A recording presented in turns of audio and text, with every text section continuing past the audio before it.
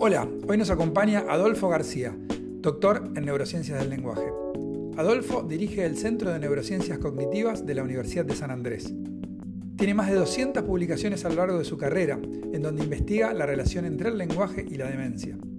Además de investigar, Adolfo emprende y creó un sistema para detectar enfermedades a través del habla, y que promete hacer el diagnóstico mucho más accesible para miles de personas. Fue una conversación fascinante que pivotea entre ciencia y el mundo startup. Ojalá que la disfruten tanto como yo. Bueno, Adolfo, primera pregunta tiene que ver con tu ámbito de investigación y de acción, que son las neurociencias del lenguaje. Eh, Primero, mi pregunta es, ¿de qué se trata esto? ¿Cuál es el objeto de tu estudio y qué es lo que hace un científico que investiga neurociencias a través del lenguaje? Bueno, está muy claro qué hace un científico que investiga neurociencias del lenguaje, pero vamos a decirlo así, a ver, las neurociencias son un campo muy, muy amplio que trata de entender el cerebro en relación con la conducta, con las emociones, con los pensamientos, con las decisiones que tomamos. Entonces hay ramas de las neurociencias que se especializan en esto, ¿no? Neurociencias de la toma de decisiones, neurociencias del sueño, neurociencias de las capacidades matemáticas y neurociencias del lenguaje, ¿no? Entonces, las neurociencias del lenguaje son un subcampo de esta gran disciplina que trata de entender cuáles son los mecanismos y los procesos cerebrales por los cuales esto que nos está pasando ahora, Luciano, sucede. O sea, cómo puede ser que vos puedas entender lo que yo estoy diciendo, cómo puede ser que yo produzca estas palabras que estoy diciendo, cómo es que mi hijo que anda por ahí atrás pueda empaparse de una lengua y empezar a usarla de un modo cada vez eh, más eficiente, y también cómo ante distintas alteraciones del sistema nervioso central se pueden afectar las capacidades lingüísticas, ¿no? Entonces esto es un campo que trata de entender el lenguaje desde una perspectiva biológica, pero enmarcada en el contexto cultural, social cotidiano. Está buenísimo. Y si me tuvieras que decir cuáles fueron los hallazgos recientes o no tan recientes más importantes de la disciplina, o sea, cuáles son esos papers, esos descubrimientos que cambiaron un poco el paradigma de cómo la neurociencia entiende el lenguaje. ¿Cuáles serían? Hoy te tiro algunos titulares, y si alguno te interesa me decís si hacemos doble clic, ¿no? Dale. Pero, a ver, en la mayoría de las personas, los mecanismos cerebrales que participan de un modo crítico, decisivo, en algunas de las habilidades lingüísticas centrales, como el procesamiento fonológico, los sonidos que producimos cuando hablamos, o el procesamiento sintáctico, la capacidad de poder concatenar palabras en orden para entender relaciones entre los distintos componentes de la oración. En la mayoría de las personas, más del 90% de las personas, estos mecanismos están fuertemente lateralizados hacia el hemisferio izquierdo. ¿Sí? El lenguaje tiene, o estos mecanismos centrales lingüísticos son asimétricos en el cerebro. Eso es segundo punto. ¿Eso significa que el hemisferio derecho no juega ningún rol? No. Cumple un montón de roles también importantes, sobre todo en procesos semánticos, sobre todo en la prosodia, ¿no? El hecho de que yo pueda, por ejemplo, ahora levantar la voz, ¿no? O de repente indicarte que terminé una idea porque concluyo hacia abajo, ¿no? Ahí el hemisferio derecho, o cuestiones que tienen más que ver con la pragmática, por ejemplo, el hecho de que podemos jugar con dobles sentidos, con humor, con ironía, o que yo te diga, por ejemplo, ¿me podés decir la hora? Y que tu respuesta no sea, sí, tengo la capacidad, ¿no? Que puedas entender que Claro. ahí hay un lenguaje figurativo, digamos, ¿no? Que no va a la literalidad, ahí el hemisferio derecho cumple un papel muy importante.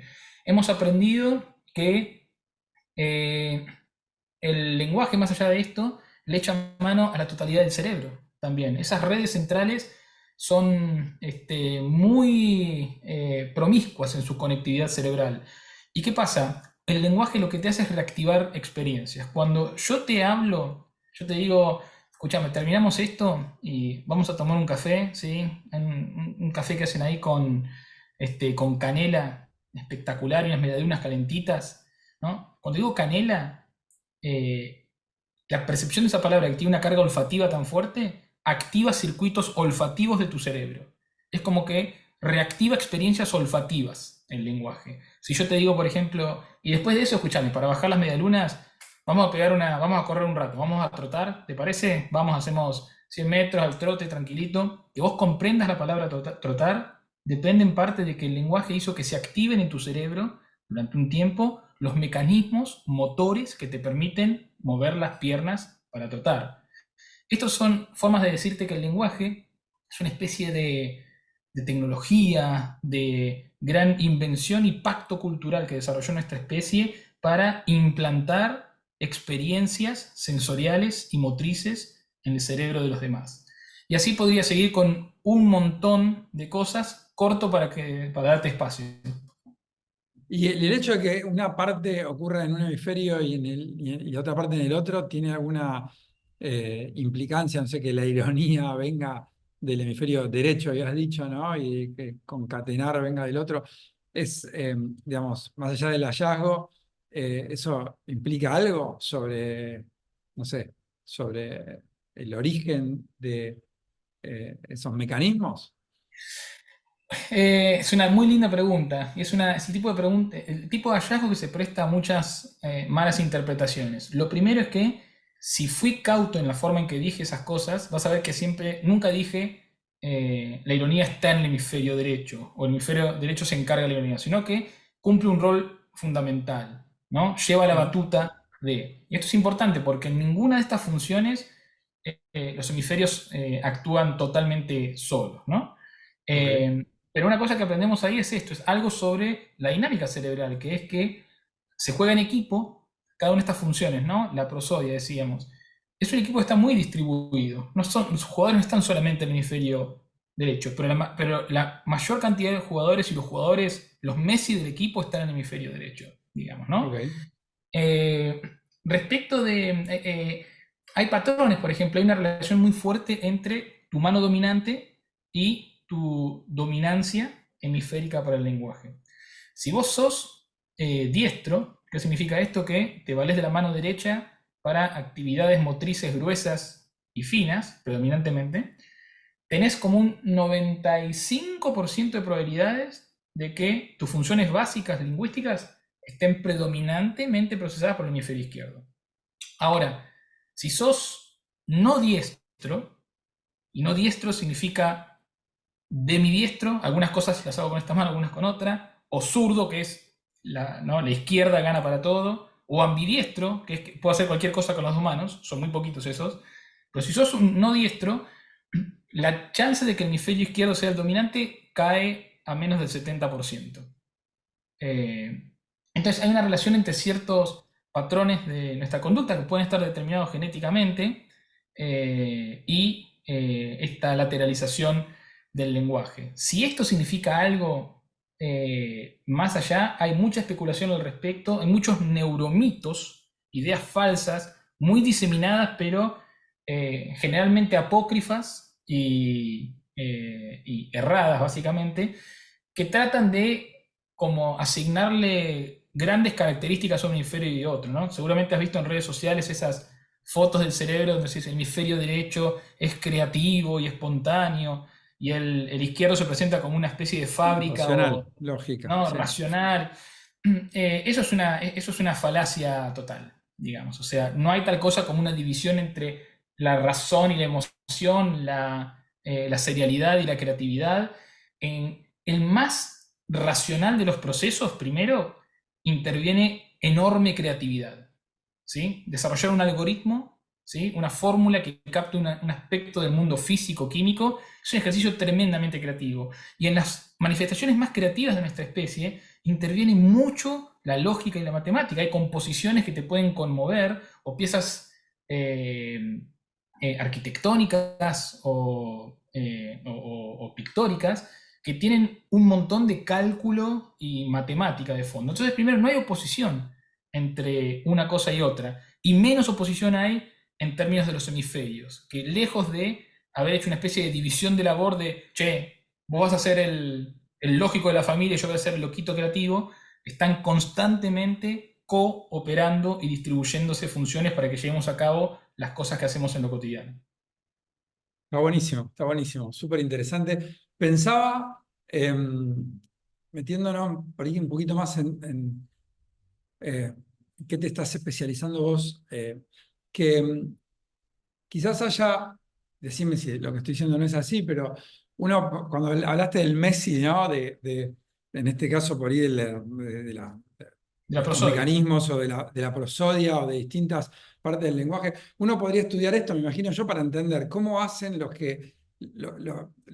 mejores, hay que ver el criterio, ¿no? Pero cómo son muy efectivos o cómo logran algunas cosas las personas que mejor usan el lenguaje y quizás cómo el lenguaje, en el otro extremo, por ahí puede manifestar ciertas enfermedades o situaciones que están ocurriendo en el cerebro que se alejan un poco del funcionamiento más, como, no sé, productivo, no sé cómo llamarlo, o el funcionamiento más efectivo, ¿no? Vos, ¿es algo así? ¿Vos te dedicás más a uno que al otro? A entender como las superestrellas de esto y después decir si esto se puede aprender o no, o si hay como limitaciones, enfermedades, etcétera, y que se pueden verificar y entender mejor a través del lenguaje. Me encanta la pregunta, ¿no? Porque trazás esta especie de continuo, ¿no? Entre el desempeño normal, estándar, que es de lo que se ocupa una muy buena parte de las neurociencias del lenguaje, y después como los dos polos de habilidades extremas, ¿no? Súper desarrolladas y disfunciones o déficits. Estudiamos las dos cosas. Nuestro foco está puesto muy fuertemente en las enfermedades cerebrales y las alteraciones del lenguaje, pero te voy a contar primero, antes de hacer zoom ahí, la otra cuestión, porque también, mira, hemos tenido ocasión de trabajar con algunas poblaciones que son expertas en ciertas habilidades lingüísticas.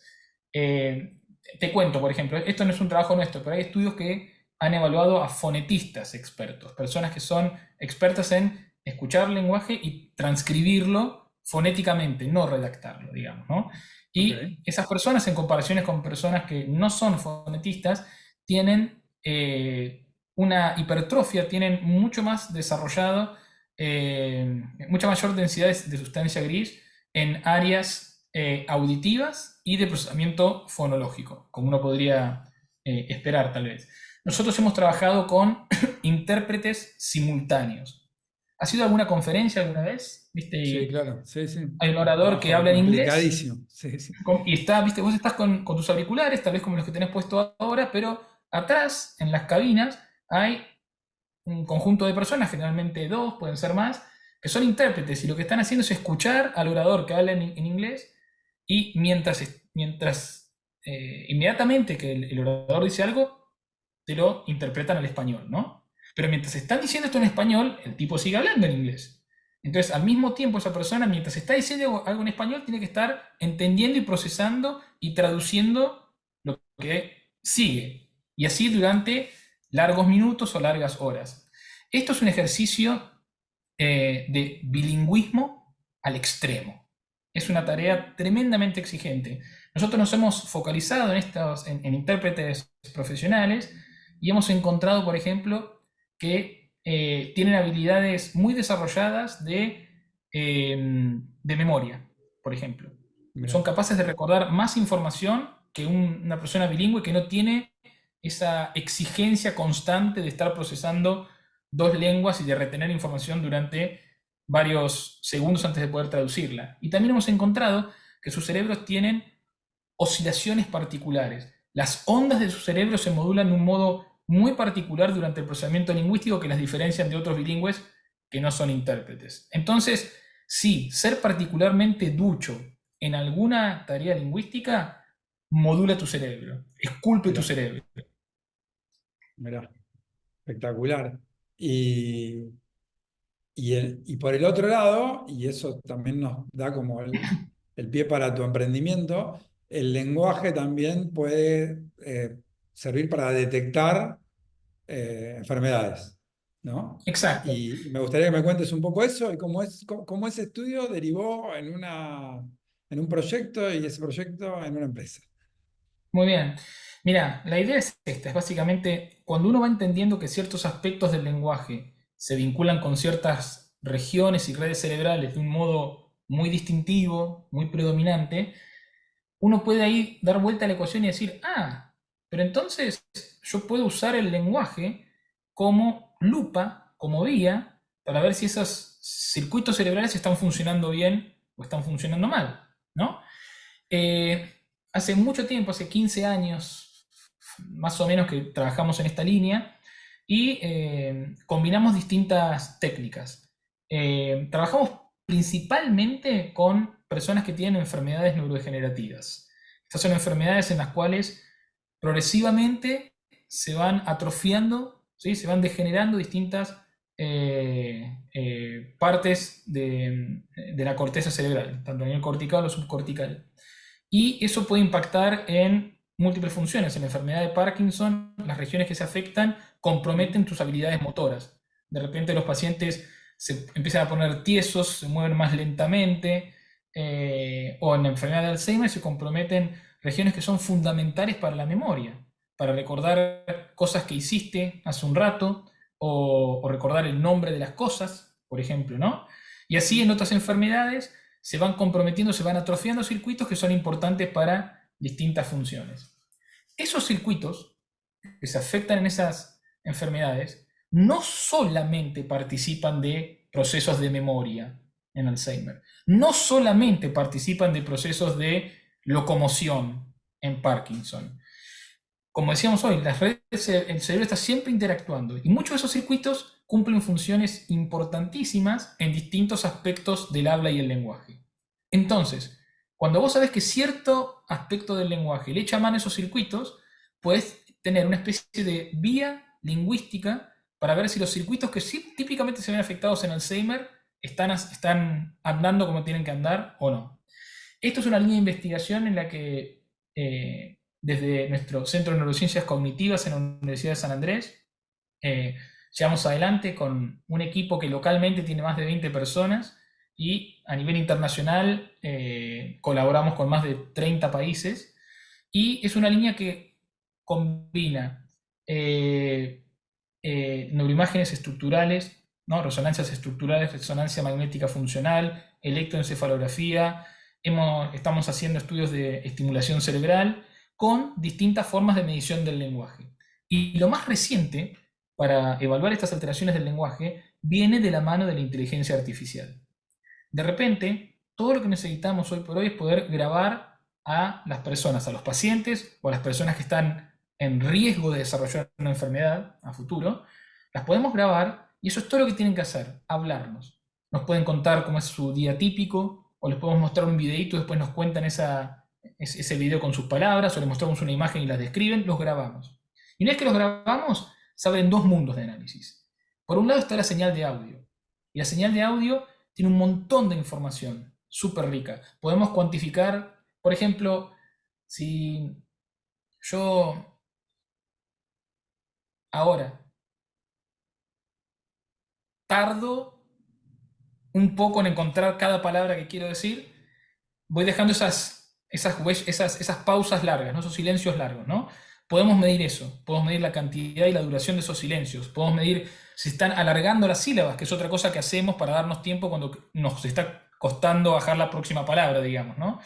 Podemos medir si la prosodia, ¿no? Estas curvas de entonación, ¿no? Que típicamente caracterizan y dan información, el habla normal y dan información comunicativa, si de repente en ciertas enfermedades uno empieza a notar que la gente empieza a hablar con una prosodia más plana, como si fuera un mensaje grabado de Telefónica, digamos, ¿no?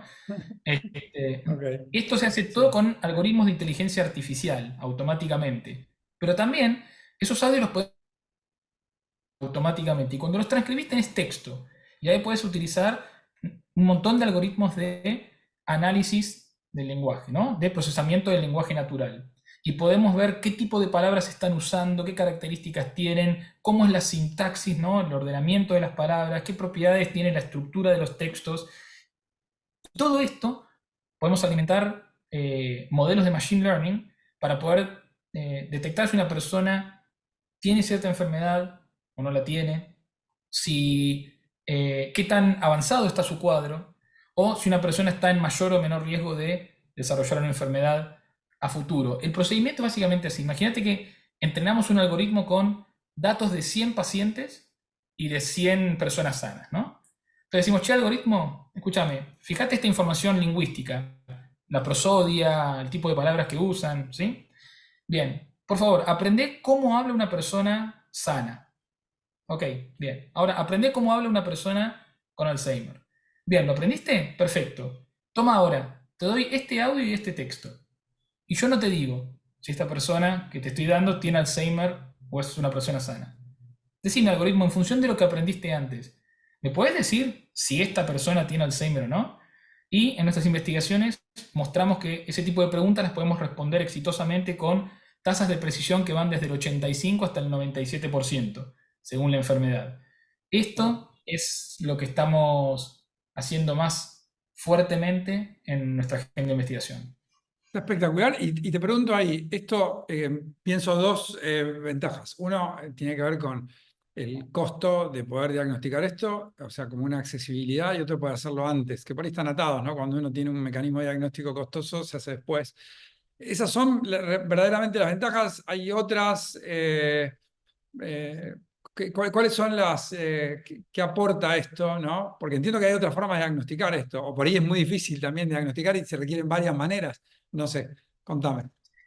Claro, a ver, bueno, el punto, digamos, el punto de quiebre empresarial es que en algún momento dijimos, bueno, a ver, todo esto está muy bien, pero estamos descubriendo todas estas cosas y están quedando en papers, en revistas importantes, en conferencias, pero ¿dónde está el aspecto transnacional? ¿Cómo baja esto a la sociedad? ¿Cómo hacemos que llegue a los pacientes, a los clínicos, ¿no?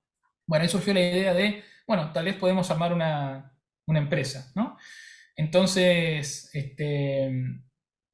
nos juntamos con colegas que ya habían desarrollado una primera plataforma con este tipo de tecnología y armamos una empresa que se llama TELL, TELL.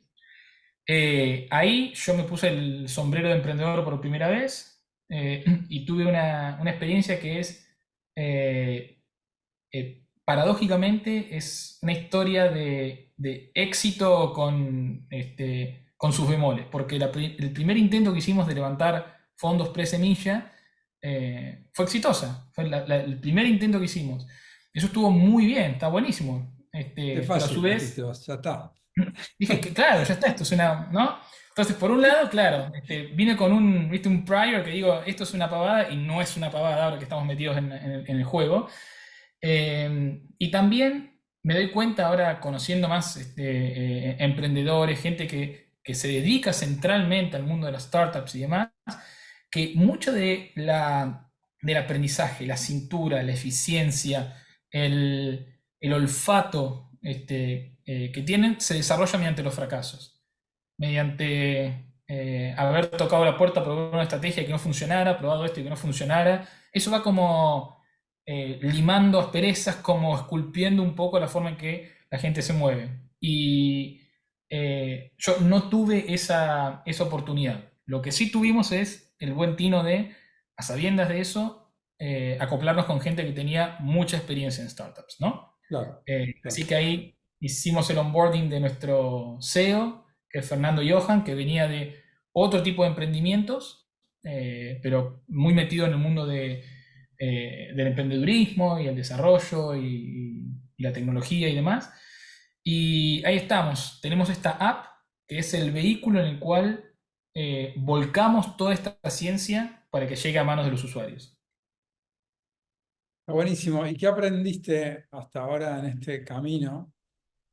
Bueno, una es esta de que, bueno, como los fracasos van determinando y van moldeando, ¿no? Esa resiliencia y como es muy constitutiva del tipo que, o la mujer que arma un emprendimiento. ¿Qué otras cosas aprendiste, te sorprendieron, te llamaron la atención de ese mundo? Bueno, una cosa que aprendí es que es poco decoroso dejar preguntas sin contestar. Entonces voy a volver a la pregunta que me hiciste antes, que era sobre las ventajas. Entonces, ¿cómo se diagnostican estas enfermedades?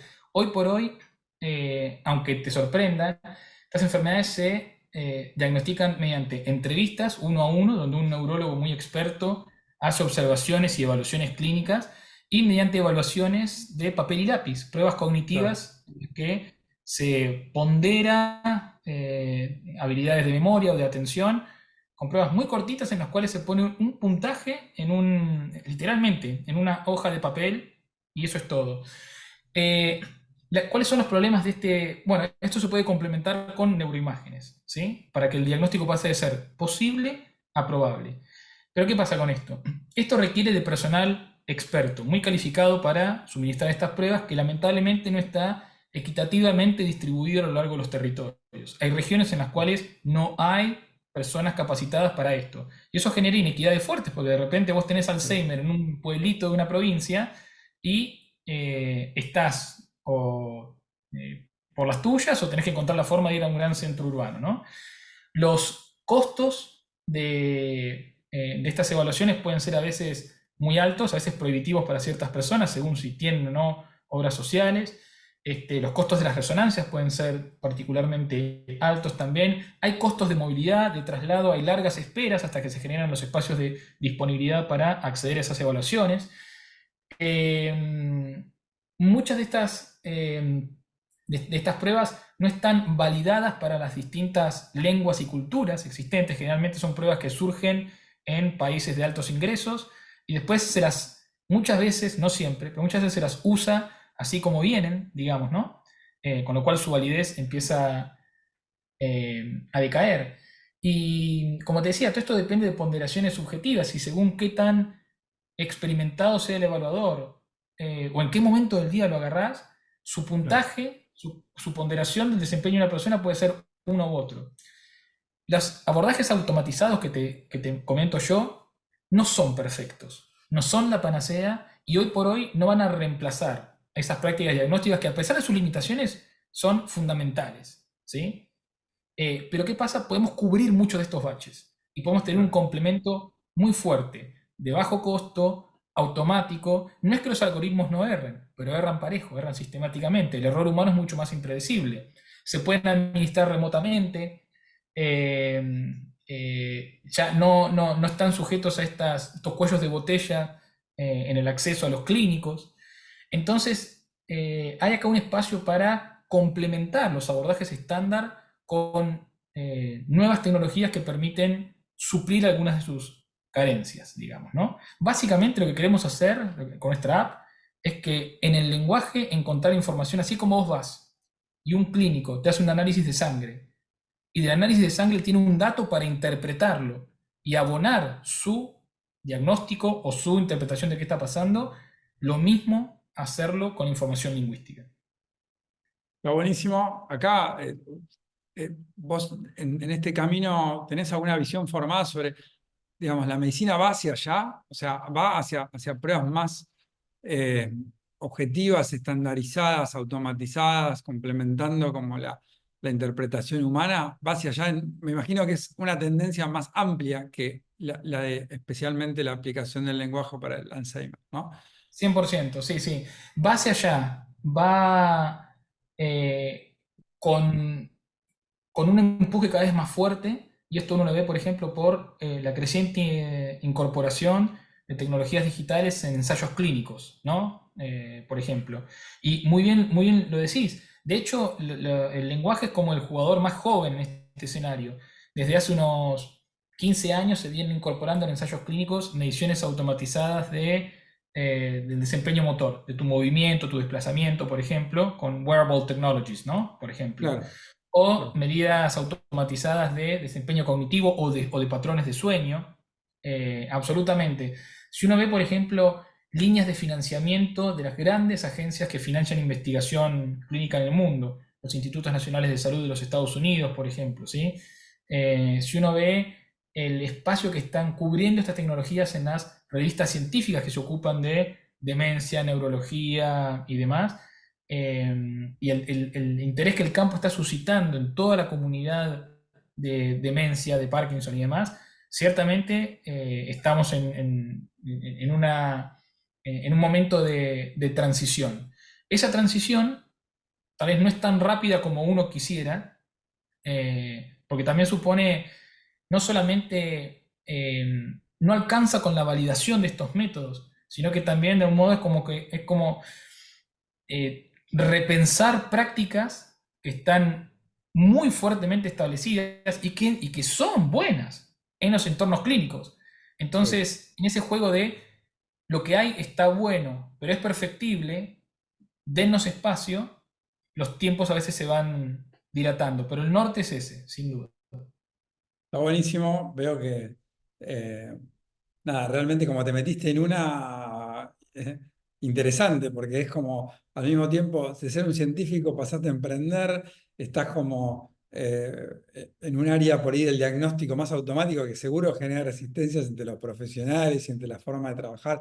O sea, hay una serie de barreras que estás, bueno, tratando de superar y me parece espectacular. Supongo que hay miles de otros aprendizajes y de buenas aventuras ahí.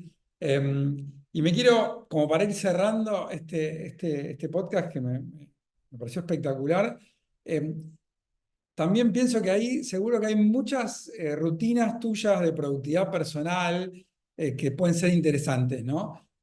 Porque sos un tipo reflexivo, porque venís de la ciencia, porque te metiste a emprender y seguro que ahí hay cosas de cómo lograr mejor lo que querés lograr, cómo tener más energía a disposición, cómo administrar los cambios de vida que implica viajar, pasar de un ámbito académico a uno del inversor, a volver a la familia.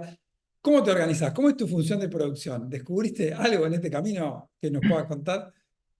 Sí, descubrí que soy malísimo, básicamente, digamos. No, pero a ver, hay cosas que descubrí y que las logré implementar. Hay cosas que ya traía conmigo y coincidió que eran buenas prácticas en general. Hay otras sobre las que soy consciente y todavía me cuesta mucho generar cambio efectivo, digamos.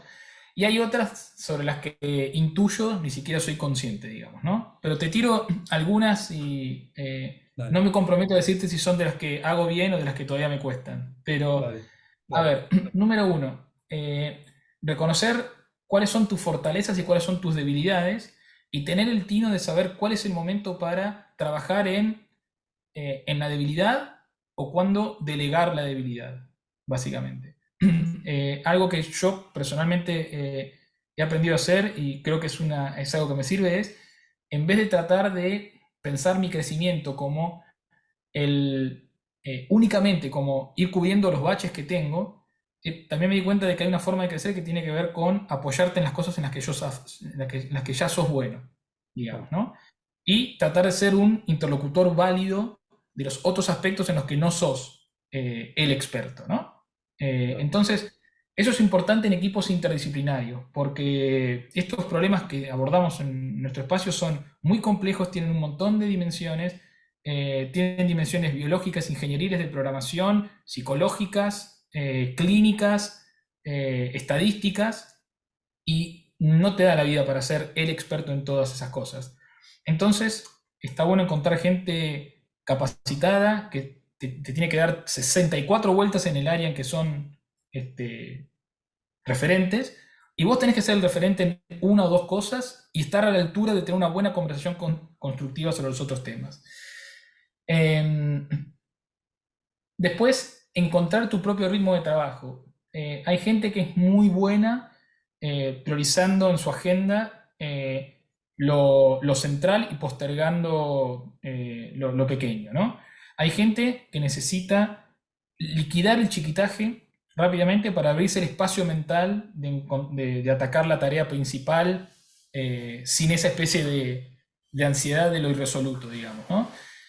Solía pensar que solo uno de estos caminos es bueno. Y hablando con gente, sobre todo el mundo emprendedor, me di cuenta de que la única respuesta correcta a esa incógnita es la que le sienta a tu modus operandi, digamos. Ah, bueno. Eh, entonces ahí el ejercicio es más bien de introspección, de conocerte a vos mismo. Y la última que voy a mencionar tiene que ver con eh, la organización y la categorización de información. Por lo menos en los espacios en que yo trabajo, mucho de lo que hacemos tiene que ver con poder agrupar información. Esto es en todo sentido, por ejemplo, cómo agrupás gente para un trabajo, cómo agrupás datos para un análisis. cómo agrupás carpetas en, no sé, en tu estructura de archivos, cómo Claro. agrupás información cuando haces un pitch, ¿no? Entonces, ahí hacer un ejercicio de parar la pelota, tomar los elementos que tenés y hacer el ejercicio lógico de ver cuál es la mejor forma de organizarlos en pos del objetivo, es algo que tal vez parece obvio, pero me he dado cuenta de que muchos colegas que son muy buenos en muchas otras cosas no tienen esta práctica. Y creo que es una práctica que siempre suma. Y la última es obvia, tal vez, pero eh, trabajar en equipo, eh, saber delegar, que es algo que me cuesta a veces. Ujú. Y respecto del balance familia-trabajo, es un desafío, los viajes son un desafío, porque generalmente uno viaja y no solamente esos días son para hacer lo que fuiste a hacer al destino, sino que es eso más todo lo que sigue sucediendo en tu mundo. Eh, Así que ahí no tengo una buena estrategia. Son momentos de poco sueño para mí y al principio me estimulaba muchísimo la idea de poder recorrer el mundo con esta línea de trabajo. En algún punto lo hace todavía, pero te vas poniendo más Te vas viejo, tenés un cansando, claro, hijo, claro, te vas claro. cansando, tenés un hijo y las prioridades van cambiando. Creo que la clave no es pensarlo antinómicamente en como viajar, no viajar, sino tratar de ser más estratégico, más selectivo respecto de qué tanto rédito te va a dar este viaje y este otro, y saber que no puedes hacerlos todos, quédate con los mejores. Obvio. ¿Y cuánto impacta, con esto cierro, pero me da curiosidad por tu manera de encarar las cosas, cuánto impacta la calidad en tu gusto por el trabajo? Quiero decir, ¿cuánto te importa hacer las cosas de calidad, no importa lo que lleve, versus como ir avanzando? ¿No? Yo ahí veo que hay como dos, una forma es avanzo y voy haciendo, y eso genera un estilo de trabajo, y en otro es, bueno, yo tengo un ritmo de trabajo que es más un poco lo que decías vos, el mío, y me obsesiono un poco con la calidad, y busco calidad en lo que elijo que hago. ¿A dónde estás vos? Y si estás en el lugar que te gusta estar eso nada, te da gratificación o no. Me interesa esa relación entre Sí, la calidad y el gusto por el trabajo. sí. A ver, es que no están contrapuestas, ¿no? O sea, a mí me interesa la calidad, a un punto a veces, una de las cosas que entiendo tengo que lograr superar de mí mismo es la obsesión por el microdetalle, digamos, ¿Mm? ¿no? Que en algún punto es bueno y en algún punto no tanto. Bravo, bravo. Me importa mucho. Prefiero hacer dos cosas bien que cuatro más o menos, digamos. ¿Mm? Pero Bien. eso sería una salida fácil. El desafío para mí no es tener que optar entre las dos bien o las cuatro más o menos. Es como hacer cuatro bien. Ese es el desafío. Porque creo que la falacia está eh, en enfrentar calidad con productividad, calidad con cantidad. El desafío, y se termina convirtiendo en un desafío de eficiencia, práctica de trabajo, es cómo hacer mucho bien. Ese es el desafío que me interesa. Y algunas de las prácticas que mencioné creo que conducen a esto.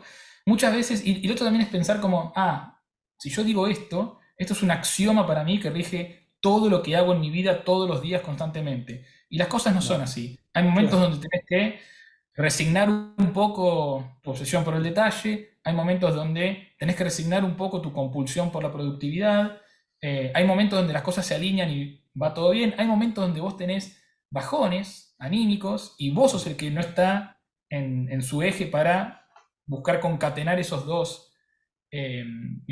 esos dos nortes, ¿no? Entonces, mi reflexión al respecto es, si es antinómico, calidad le gana a La cantidad, cantidad. Pero el desafío es que, en realidad, el punto es que esa antinomia es una falacia. A veces cómoda, porque es mucho más fácil casarte con A o con B que decir tengo que lograr A y B. Ese es el desafío. Está bueno, está bueno. Bueno, me parece un lindo desafío con el que terminar la charla. Adolfo, gracias por este tiempo y bueno, felicitaciones por todo lo logrado y suerte con las aventuras que vienen. Gracias, Luciano. Gracias a vos por el espacio. Está buenísimo que hagas esto. En mi nuevo acercamiento al mundo de los emprendedores, este tipo de iniciativas y esta en particular que ya es adelante, se reciben muy bien, se ponderan mucho y en lo personal desde TEL nos sirve. Así que apreciamos el espacio para diseñar un poco lo que hacemos. Gracias a vos. Buenísimo, gracias. Nos vemos.